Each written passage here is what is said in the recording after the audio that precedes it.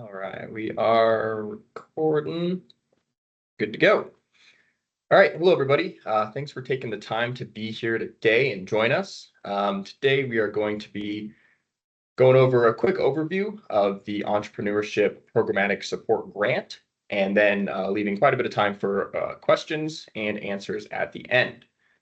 My name is Michael Prosnitz. I'm a Senior Economic Development Coordinator with the Technology and Innovation Office at the New Mexico Economic Development Department, and I am joined by my Associate Director, Lindsay Humphreys.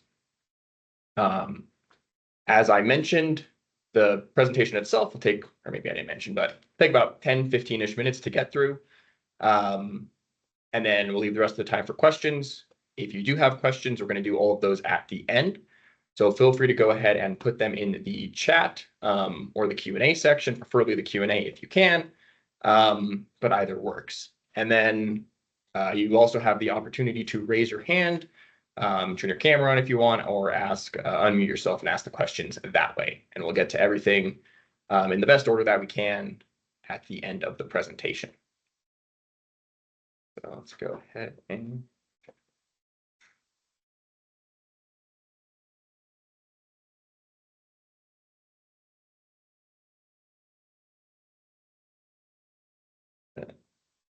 All right, Lindsay, can I just get confirmation that that's coming through? Perfect. All right, so like I mentioned, we're here for this webinar today to talk about the Entrepreneurship Programmatic Support Grant that is being offered through the Technology and Innovation Office at the New Mexico Economic Development Department. Before I get started with the content, I do want to mention that as of Friday, 8/15, there were some small changes made to the grant manual on eligibility. So if you have like a version downloaded to your desktop, make sure you go back to the website and download the most recent version. If you're a company inside of New Mexico, this language did not affect you at all. There were some eligibility changes made for companies outside of New Mexico. So the bulk and the changes will be there. But again, very small changes, nothing that will affect most applicants and applicants inside New Mexico. All right, let's go ahead and get started. So the goal of this grant, the Entrepreneurship Programmatic Support Grant, is to provide non-dilutive funds to proposals that support the operational needs of entrepreneurship-focused organizations operating within New Mexico, including incubators, accelerators, or venture studios. That is not an all-inclusive list. So if you are outside of those three mentioned, you are still welcome to apply if you believe, after reading the grant manual, that you are eligible and fit the criteria to submit a proposal. As a reminder, our office works within 4 priority sectors: aerospace, biosciences, advanced computing, and advanced energy. And to be eligible for this grant, you'll need to have programming within at least one of those sectors to be eligible. So let's go into eligibility a little bit more. You must have or affirm the ability to obtain a New Mexico CRS tax number. This is where one of those changes I mentioned was made from a previous requirement to be headquartered in New Mexico. So for companies inside New Mexico, they will all have, or businesses or organizations, you'll all have that number, so that won't affect you, but it will affect certain eligibility for companies outside of New Mexico for potentially setting up operations for this grant within New Mexico. You must provide a letter of good standing from the New Mexico Taxation and Revenue Department or an analogous document from another state where the organization is currently active.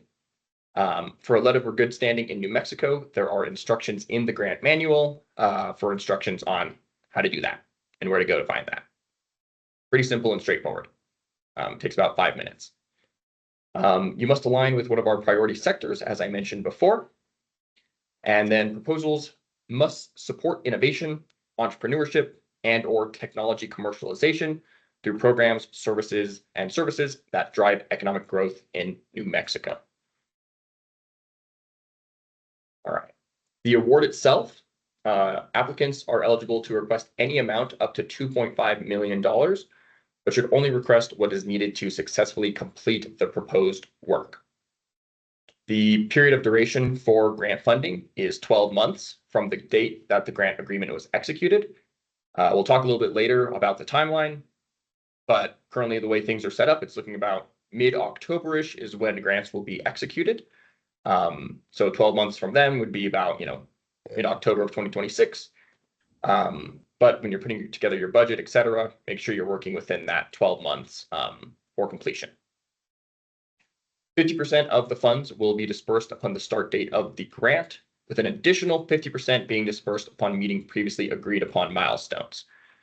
This is a little different from how we've typically done grants in the past with these 2 bullet points, but it's typically what we're going to be doing going forward for most of our grants is something similar to this, 12 months after grant agreement execution, with 50% upfront, 50% after meeting certain milestones based on your application.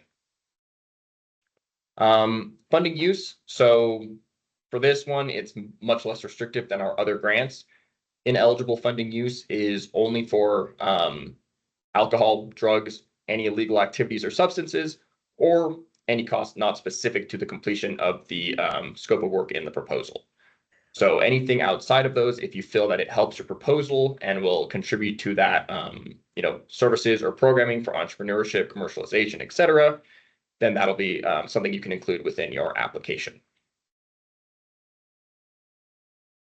All right, let's get into what the application actually looks like. So there are a total of 7 sections in the application on the online portal.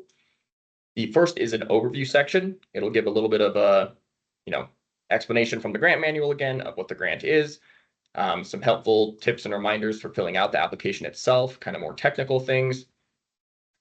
And then also there's now a section in it called important links. Make sure to pay attention to that and go back to it throughout the application. For example, we request a W-9 to be uploaded in the application. You can find the link to that W-9 in this important links section. You can find a link to the website with the grant manual, and then you can also find a link to a budget template for the budget section. Let's see. Organization information is the first section that you'll have to fill out. Very basic and straightforward information on the address of the company, the person to contact, the name, things like that. And then the actual bulk of the application is going to be in the next 3 sections: the organizational experience, the proposal requirements, and the budget summary. And we'll go into more detail on those in the next slides. But for now, we'll skip down to the required documents. So like I mentioned before, there's a couple things to upload. One is a W-9, and on the W-9, with a link in the important links section of the overview, there's instructions on the first page of that on how to properly fill it out. So make sure to pay attention to those. And then if you want to receive payments through direct deposit, if awarded, make sure to fill out a upload a voided check for the organization's bank account. And then the other piece you'll have to upload there is that letter of good standing or equivalent that I mentioned previously.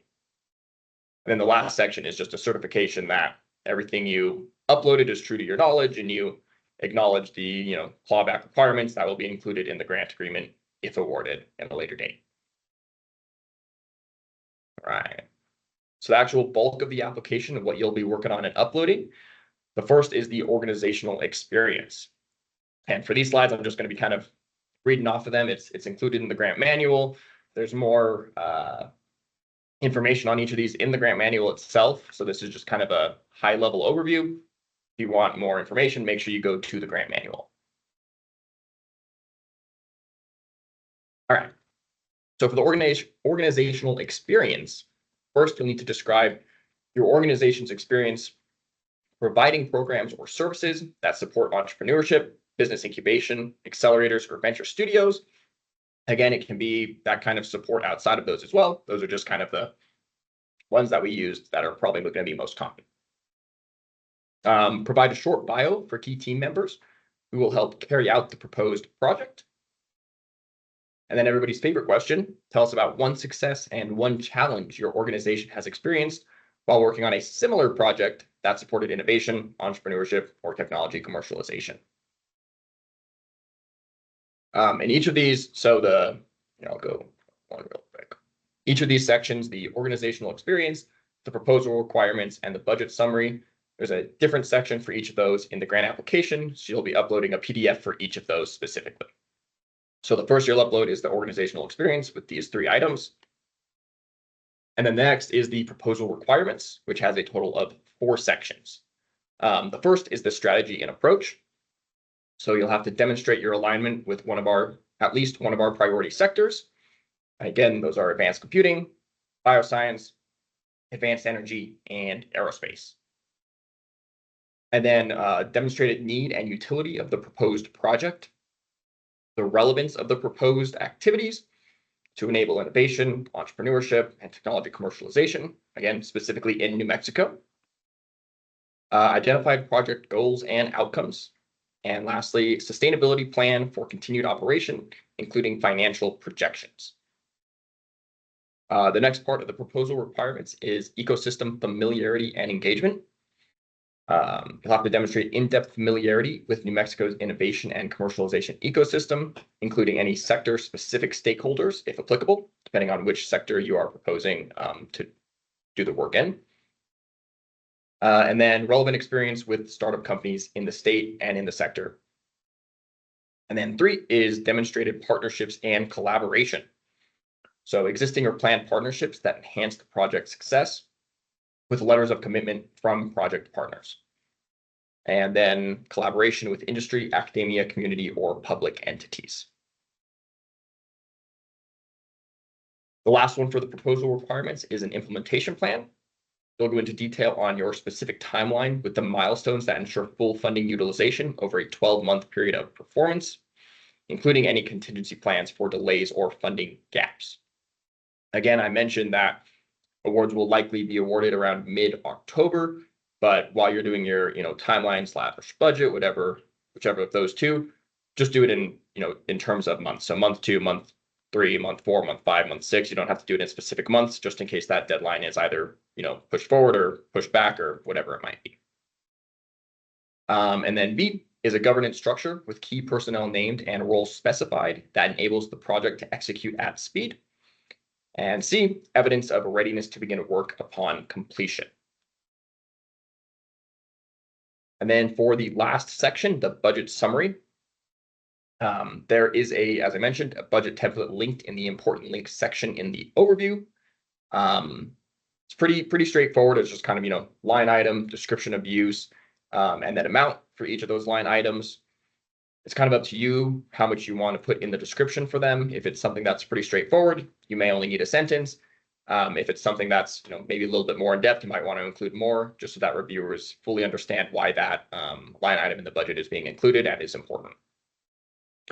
But you'll need to show clear alignment between the proposed costs and the project activities, with funding focused on sustaining, expanding, or creating new high-impact programs and services.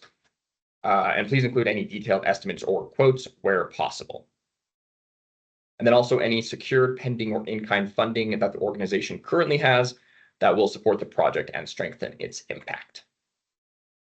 And again, you may request any amount up to 2.5 million, but should only request what is needed to successfully complete the project, and it must be completed within 12 months of the grant agreement being executed, which means all parties having signed the grant agreement. All right, as for project reporting, so if you are awarded, this is what you can expect the reporting process to look like for the grant. You'll submit monthly progress milestone and budget updates to our office using a standardized quad chart format. We'll send you a template for what this looks like if you're awarded in your onboarding email. And that'll have things like key activities and milestones achieved, partner and ecosystem engagement, outcomes and impact metrics, and the use of funds and any budget updates. At the end of the grant, you'll be required to submit a final report. This final report will be due within 13 months of all parties having signed the grant agreement execution. So the actual work needs to be completed over a 12-month period, and then there will be a 13th month after that where you can put together the final report and submit it. And that'll include information like summary of achievements, ecosystem contributions, cumulative impact, final budget overview, summary of expenditures by category and use of funds, and then a final narrative. All right, timeline. So applications opened on August 11th. That's 1 week ago from today, and they'll be open until September 8th at 5 p.m. Mountain Standard Time. That's 3 weeks from today. So the grant is open for a total of 1 month and will close on September 8th. In late September, finalists will be notified, where they'll be required to present in early October. And then shortly after that, awardees will be selected. And then in mid-October, grant agreements will be finalized and executed. And that is it for the presentation. If you have any questions after this presentation, please feel free to email or call me at the email and number listed there. But yeah, that's it for the presentation. So thank you. We can move on to questions now. Let me bring up my chat properly. Let's see.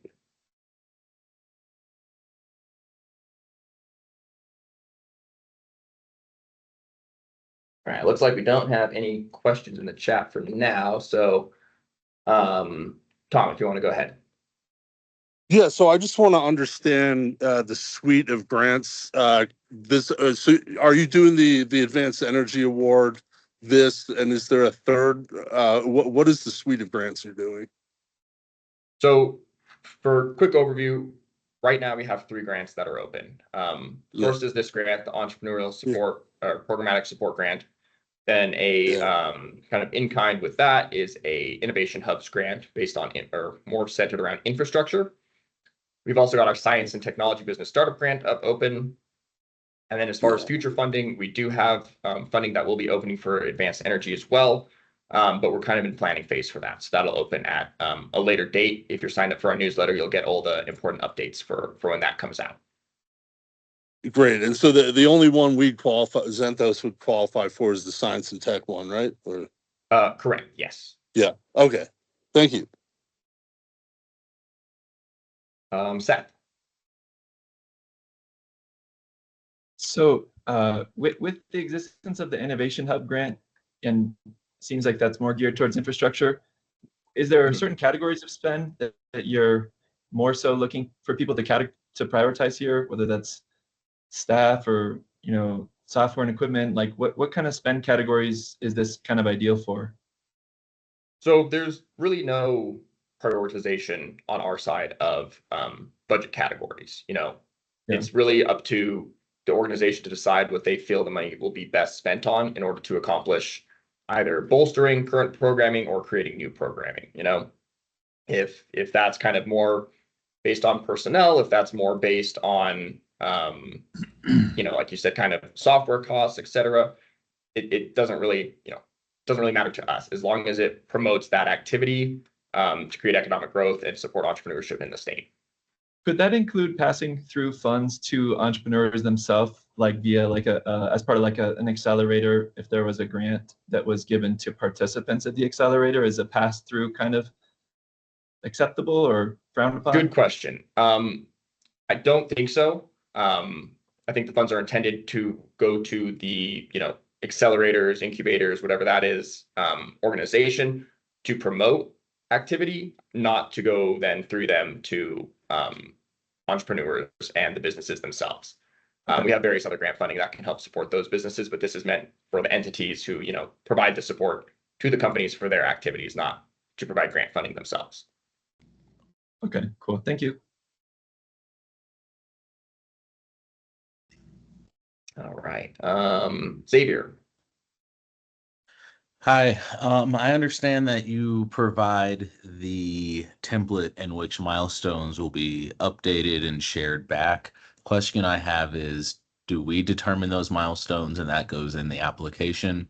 Are those determined on your end during evaluation, or how is the milestone process decided? Yeah, so you'll submit through the implementation plan that is in the last section of the proposal requirements. You'll submit what your milestones are to complete that work within a 12-month period of time. And then based on that, if you're awarded, that's when we'll have a discussion on, okay, you'll get 50% up front. And then once you've worked through, these milestones that we think is realistic within whatever period of time that might be, then the next 50% will be released. And as far as updates on the monthly period of time, just kind of, depends on the application. But, it's not necessarily criteria for weeding anybody out or anything like that. It's just kind of whatever pace you need to work at, we can work with. Sure, understood. But did I hear that it will be like a discussion or decision in terms of what that 50% is after the application submitted? Right. So Okay. if you want to include something of where you think a halfway point would be good for you in your application, by all means go for it. Not a requirement, but if we do decide to move forward with awarding an application, then we'll have that discussion with them at the time of getting all the paperwork in order of what that requirement is going to look like going forward. So it's going to kind of be on an application by application basis. Understood. Thanks. All right, I'm going to move to the chat before we go to the last hand because some of those are building up. David Perez asked, who is on the evaluation committee and how will responses be scored? We're going to have a generalized template for scoring that all applications will be scored, exactly the same based on the same criteria for. And that's going to be, if you look at the grant manual, there's an evaluation criteria and application section. With a lot of the information I talked with today, but again, it goes into more information in the grant manual. So make sure you look that over to see exactly what that evaluation criteria will look like. And as far as the evaluation committee, it'll likely be various members within the economic development department with experience reviewing these sorts of applications. And then can organizations apply to both the EPS and the Innovation Hubs grant? Yes. There's not applying to one of them does not make you ineligible to receive funding from another. It's possible for one applicant or one organization to apply for both and receive funding from both. No restrictions there. And then can you please share more on the Entrepreneurship Innovation Grant? Not too sure what you mean by that, Johanna. Do you want to give me a little bit more information, and I'll get to that in a sec. Let's see. Has this grant been offered before? And if so, are there examples of past?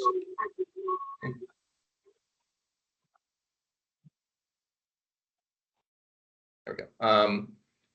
Has this grant been offered before? And if so, are there any examples of past awards?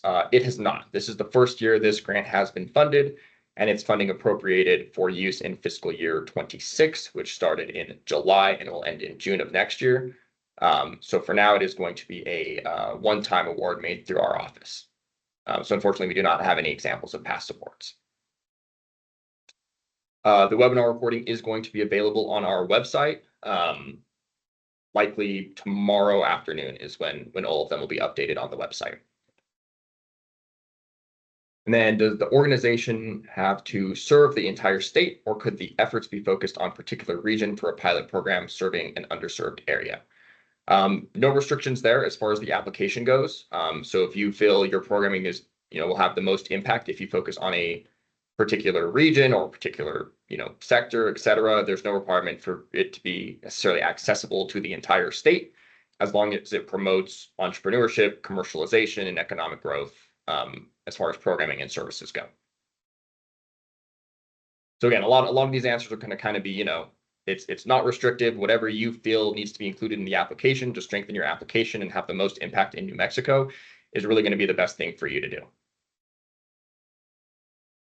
Let's see, Ryan, if the intent of the application is to hire folks that could help execute the project beyond the current team, how should we think about answering the bio question? Would it best be the current team bios plus the type of folks we'd like to hire to help execute the project? Yeah, so I would say for the question where it asks, or for the part of the application where it asks, I'll go back to that real quick.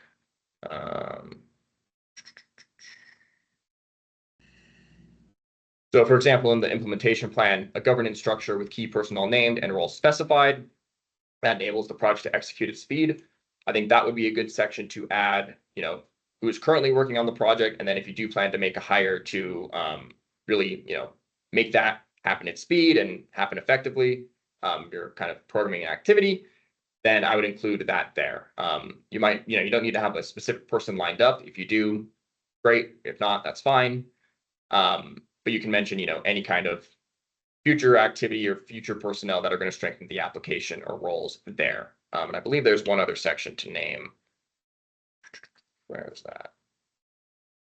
Yeah, for the organizational experience, where you provide a short bio for the team members, I would focus on people who are just within the organization and currently working for the organization for that one.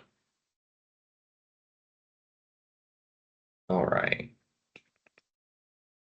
Just to clarify that one more time, is you could also put TBD in your, if you're looking, post the job description of what you're thinking about hiring for, so that you can share with that person's expertise level in that area. Okay, thanks, Lindsay.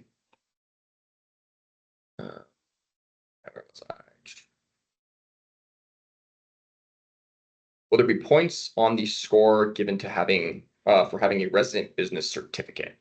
I don't think we're answering questions specifically on, exactly what the evaluation criteria will be like on our end. Just general what to include in your application that you'll be evaluated on. So sorry, David, I can't go into more information on that. How does the grant criteria look at the overall number of participants served by the programming?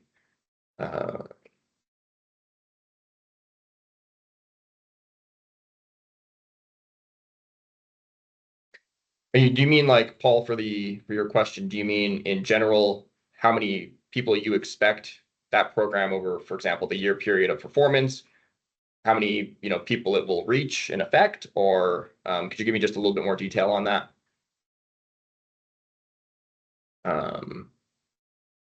Will applications be approved? Oh, well, yes, exactly. How many it will reach? What I would say is, if it reaches a large portion, that's great. But again, it's not, going back to our previous question, where, maybe it's focused on a specific part of New Mexico or specific sector, et cetera. That's not going to hurt the application. But, it could potentially, if you want to say, hey, we expect to reach this many based on previous metrics of what this program has done, et cetera. That's definitely something I would include in your application. But again, likely won't necessarily strengthen or hurt an application based on, how many people they will reach, but include as much information as you can. Will applications be approved or denied as is, or will finalists have the chance to customize based on feedback? For instance, if evaluators like a certain grant, but they think the amount requested is too high, would the finalist applicant be asked to design for a lesser amount? So it kind of depends. As I went through the process a little bit, right, there will be an initial selection of finalists, and then those finalists will give a presentation to the evaluation committee. At that point, it's unlikely that we'll ask anything to change between the application to the presentation. But if awarded, we don't always award funds at full amount we're asked at times. It's kind of up to the discretion of the department. So if that is the case, then that's something we'll talk to you and communicate about if any budget changes need to be made during the award process. But there'll be very clear communication about that. Will preference be given to new companies, since I believe new companies will be competing with already established New Mexico companies? No preference will be given to either established or new companies. Again, it's all, with the strength of the proposal based on the evaluation criteria that's listed in the grant manual. So, if a new proposal with a new company looks very promising, then, it has strength and may be awarded. If it looks promising for an established company, maybe the case there too. No preference is given based on that criteria. What is the expectation of the finalist presentation in October?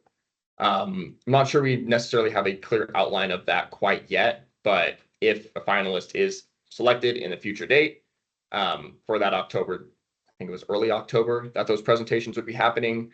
We'll have, again, very clear communication on what the expectations are and what to expect going forward for that. And there will be ample time for, from when we let you're a finalist to when the presentation is, to make sure you can prepare for that accordingly.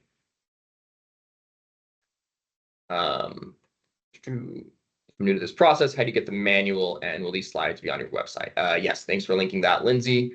So all of our grants, if you go to the link Lindsay just provided, all of our grants are listed there in the left directory. If you click on any of them, including this grant, there will be at the very bottom of the page a link to the webinar. Once again, probably about tomorrow afternoon, that'll be updated with the recording. A link to the grant manual and a link to the actual application, the online application.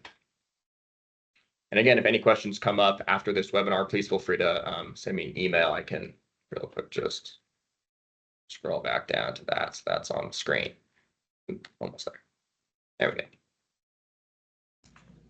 All right, Andrew has 2 questions. What level of detail is required in letters of commitment and MOUs for partner access, and relationships? Again, there's really not a certain level of detail that is required. You know, we're going to be looking for typical things that are included in a normal letter of commitment or MOU.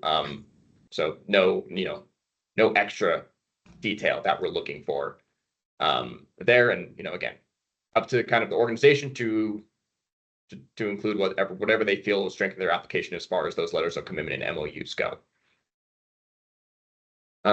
If Q1 recruiting slips, but project goals still finish within 12 months, what changes require a formal amendment versus a simple rebaseline of implementation plan and budget? So typically how our grants work is any changing of funds within a budget without adding or taking away a category is fairly simple to approve. For example, if you just need to move 30,000 from one category to another category based on, you know, certain changes that came up within the first month, not a big deal.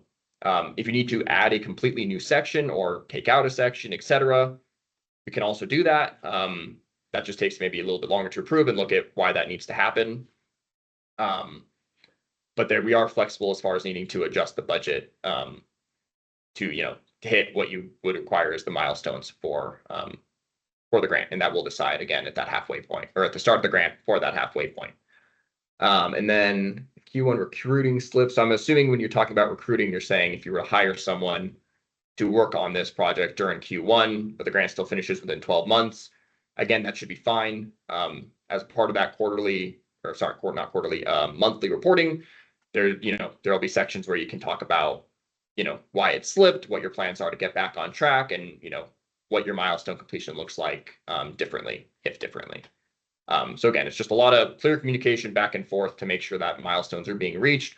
We try to be flexible where we can to ensure that, you know, obviously things come up during the grant period and budgets will need to be changed and amended. So we can be flexible with that. But there are certain limitations, of course. All right. For organizations that have a strong track record in entrepreneurship and incubation, but less direct depth in the priority sectors of advanced computing, biosciences, advanced energy, and aerospace, is it acceptable to position the project as a startup initiative to build regional capabilities in these sectors, or will reviewers expect already established sector expertise? No, if you have the expertise like you just mentioned, and you're looking to now position it for one of our priority sectors, great for the application. It's not going to hurt you. There's no expectation from the reviewers to have that already established sector expertise. Of course, if you do have that, that can strengthen the application, but also if you already have that experience of incubation, et cetera, outside of it, that also strengthens the application of how you can effectively switch that to one of our sectors. So, all right. Oh man, I'm falling behind. They're coming in quick. All right. Are the projects scalable? For example, the department likes a presentation but wants to allocate less funding. Will the applicant have a chance to scale it to available funds? Yes, the applicant will. Again, if a decision is made to award a certain application, there will be communication if we're awarding it full funding or what changes have been made, and then the applicant can, you know, adjust their budget as needed to meet the milestones effectively. And if, you know, if certain milestones need to be changed because it's not realistic to meet those with the funds, then that can be worked through as well. All right. Can you elaborate on all work must be completed within 12 months? So again, in your implementation plan, and your budget, you'll have kind of milestones and what amount of funding needs to be spent. When we say all work, we mean all milestones need to be completed and all funding needs to be spent within those 12 months. So essentially all work, everything needs to be completed within the 12-month period.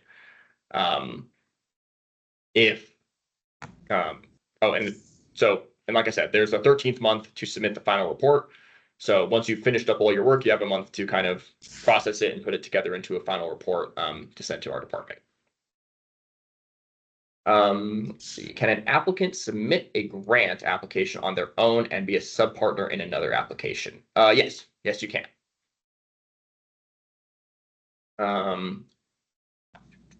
Please share a link to register in state finance system and fill out the W-9. Lindsay, I don't know exactly where to send people for the state finance system. I'm not sure if you do.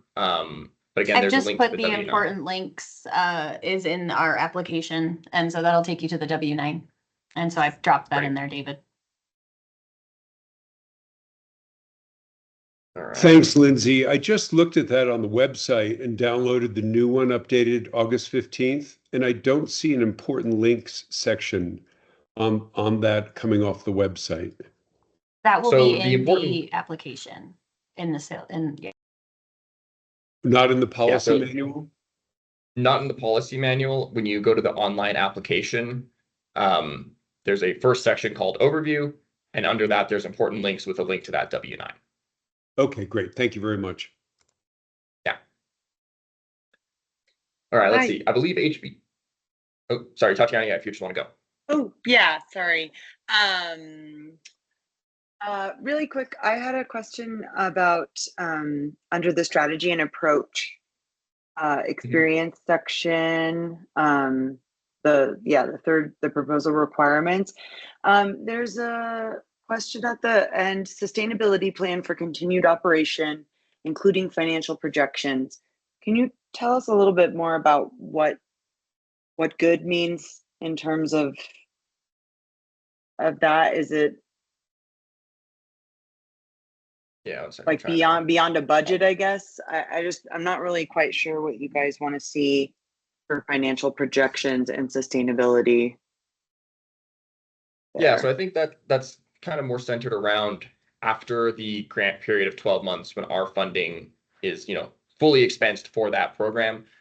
Is there a way for the business to, sustain that programming going forward, through like other funding sources or, revenue, et cetera, whatever that might look like? Is that going to be needed to continue the programming? Those sorts of things. But it may be that it's really kind of focused on a 1 year for a strong program, and then maybe there isn't enough funding, so it'll go down to a lesser amount. It's kind of up to you to decide. But essentially, is there a way for this programming to continue after that 12 months of funding from our office? Does that answer your question? Yeah, and are you going to give preference to folks that have some sort of a longevity post program, or it just kind of depends? I'd say it kind of depends. It kind of just depends on the impact that the programming might have in that year period, or to be continued. Again, it'll kind of be on an application by application basis. It may strengthen an application to have that continued funding, but if it's a very strong application for a year and will have a strong impact, then that also strengthens the application. So.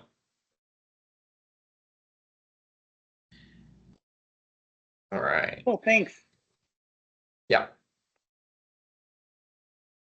All right, let's see. I think I left off with Brian. I believe HB 20 approved $5 million for incubators, accelerators, and venture studios to use for operational support. Is there another grant programming coming out for another 2.5? Yes. So this is one of two grants. This is the Entrepreneurship Programmatic Support Grant. That provides funding specifically for operations, programs, and services within the state that'll promote entrepreneurship and commercialization and create economic growth. We will be having a webinar at 1 p.m. today for the second part of that, which is another 2.5 million allocated specifically for what's called the Innovation Hubs grant, which is kind of a counterpart on the infrastructure side. So if infrastructure needs to be built for those programs and services, or for other programs and services, et cetera, to support entrepreneurship and commercialization in the state, that's what that grant's decided, or that grant is allocated for. So if you're interested in that, Lindsay, would you mind putting a link to that website so people can register for that if they haven't already? But we'll be doing a webinar on that at 1 p.m. today, so in just about an hour and 20 minutes. And then just one more point there, Brian, if the 5 million for incubators, accelerators, and venture studios and operational support and infrastructure. So it's kind of that, it's not operational support 5 million. Great. Thanks, Lindsay. All right. Is there overlap with prior year funding for business incubators? Is this opportunity in place of other/past business incubator funding or in addition to? Lindsay, do you want to take that one with the other incubator support? Sure, let me reread the question. I was getting the link. Oh, sorry. Asking you to do a Let's lot. see. Is there overlap for the prior year funding for business incubator opportunity to place?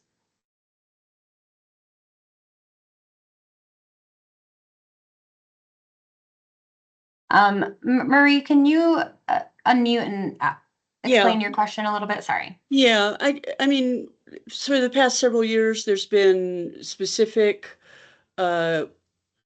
allocations for certified business incubators. Is this replacing that from the past, or is that a separate program that is outside of this? Thank you for the clarification. That is separate. The special appropriations for our certified incubators was a 3-year special appropriation that this is the last year of those that block of money. This is separate because you don't have to be a certified incubator in order to get these funds. Thank you. I appreciate that. Yep. And we'll circle back on that one for the certified incubators. That grant should be opening later. Thank you. Yeah. Thanks, Lindsay. All right. Is there a cap on how many awards will be given? Is it 2.5 million cap per award or overall? So it's 2.5 overall, in which, again, it'll be up to the discretion of our department to award to award funds based on, merit of the application. So it could be, 5 awarded, it could be 1 awarded, it could be 10 awarded based on that 2.5 million available and what's requested in the applications. There isn't necessarily a certain point we are trying to reach. It just depends on the strength coming through with those applications. And then just circling back on the point in the grant manual is to ask for the amount that you need in order to complete the program. You don't have to do the entire amount of 2.5 million. Right. And it doesn't strengthen or, hurt an application to ask for more or less. Just what is required to get the work done. And then it's up to you to show us that that'll have that impact that you're saying it will. Then yeah, I think we answered Marie's question there. For a New Mexico organization partnering with an out-of-state org, are there specific restrictions? No, not necessarily. Again, the main organization applying needs to have a New Mexico CRS tax number for the application. Or, if it's an outside organization, that's going to be the main, and you're going to be, the partnering with them. They need to affirm their ability to get that within, a reasonable amount of time from the funding being awarded. So that would be the only restriction there. Priska.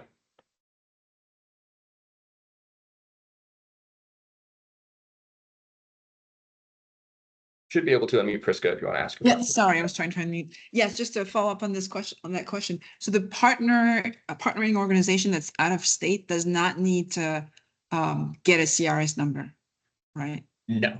If they are the main organization applying, then yes. But if they are partnering with you and you are already a New Mexico entity, then no. Okay, perfect. Thank you very much. Yeah. For platform costs central to delivery, which software build, hosting, and security expenses are allowable? And are there any subcontract or procurement thresholds we should plan around? Nope. Again, we're leaving the budget pretty open for this grant. So as long as it is not spent on drugs, food, or alcohol, and as long as you don't spend it on anything you say or spend it on anything outside of your scope of work that you tell us you are going to spend it on, there's no restrictions. So if you feel that software, security expenses, etc., is pertinent and important for you to get that entrepreneurial programming out, by all means include anything and everything you feel you need. There are no restrictions on amounts or what you can and can't use it on outside of that one restriction. All right, I've finally caught up. Let's see. The last one is, what if the total funding pool for this grant? 2.5 million is the total funding, and applicants can ask for anywhere between that or anywhere up to 2.5 million. So you can request the full amount or you can request any amount under that. But as Lindsay mentioned, request what is needed to get the proposed work done, please. Another question from Marie. Would technical equipment to support programmatic activities such as biotech equipment or digital fabrication equipment be an eligible expense under this grant, or should a request for equipment go under Innovation Center grant application? It's actually a good question. I might have to get back to you on that. I don't know, Lindsay, if you have an answer for that, but good question, because that kind of is in between for the two grants. Yeah, I was gonna say the same thing, that's a circle back for sure. Because if you're developing like the infrastructure for your programs, then that's different. But then at the same point, this money is supposed to be used for programmatic activities to support tech commercialization and all of that. So it's definitely how you write it in the proposal. Okay, I'll circle back to you on that and the other question. Thank you. Or yeah, Lindsay, if you just go back to my email at the end here. If you just want to send me an email with that question, then we'll get it answered for you. Okay, it looks like we've gotten all the way to the end of the questions. Let me check the Q&A real quick. Looks like we don't have anything there. All right, if there are no other questions, thanks everybody for joining us. If any questions come up before the grant is due on September 8th, make sure to send me an email and we'll get that answered for you. One last note I'll make is that the application closes exactly at 5 p.m. Mountain Standard Time on the 8th. We do not accept applications past that. If technical issues happen, then technical issues happen. The applications need to be in before that. So please make sure you're submitting the applications with at least the beginning of that day, if not a couple days of leeway, just to make sure nothing happens. It's not very often, but occasionally there are some sort of technical issues and people can't get their applications through. And if anything technical does come up, feel free to send me an email. I'll be sticking around for another 5 or so minutes, just in case anybody wants to stick around and ask some other questions. But besides that, we're done for today. So I'm sure we'll see some of you at our webinar at 1 p.m. for the Innovation Hubs grant. But besides from that, I hope you all have a great day. Thank you. Thank you very much. Thank you. Of course. And Amy, we can get to your question now. Thanks. Sorry about that. I didn't want to interrupt you earlier. For new companies that are establishing in New Mexico, will the EDD help forge in-state partnerships based on your relationships with current organizations? Can you maybe elaborate what you mean on? So if I'm a new resident in New Mexico, starting a company here, but don't really understand or know the lay of the land with what are the current organizations that I might potentially partner with, can I reach out to the EDD office, not necessarily you, but maybe a representative in my region to ask which partners may be best suited for what I'm trying to accomplish? Yeah, so I mean, in general, that's kind of the support that our office provides, not necessarily for this grant, but in general of acting as a connector within the ecosystem. So we can definitely make some connections. We cannot make those connections, related to this grant or, suggest that those be made for this grant or anything like that. But as a general connection for your potential business you're looking to start up, yes, and then you're welcome to do with those whatever you want for the application. I'll put it that way. Understood. No, I thank you for that. And is there a list of maybe organizations already listed on the EDD website? I can look myself, but that would fall under, say, different categories that we're discussing today for potential partnership opportunities? I'll chime in there. I think that the this grant, with the proposal and needing to have those established relationships, I understand that the question is that you're new here and that you want to reach out to your reps and stuff, but kind of when it comes to this grant, you kind of we can't support you developing those relationships. You'd have to be building those relationships and bringing them to your portfolio. Got it. Thank you. Yeah.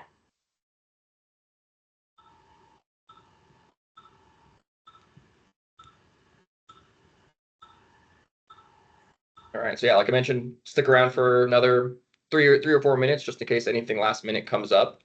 But aside from that, we're pretty much done for today. So again, thanks everybody.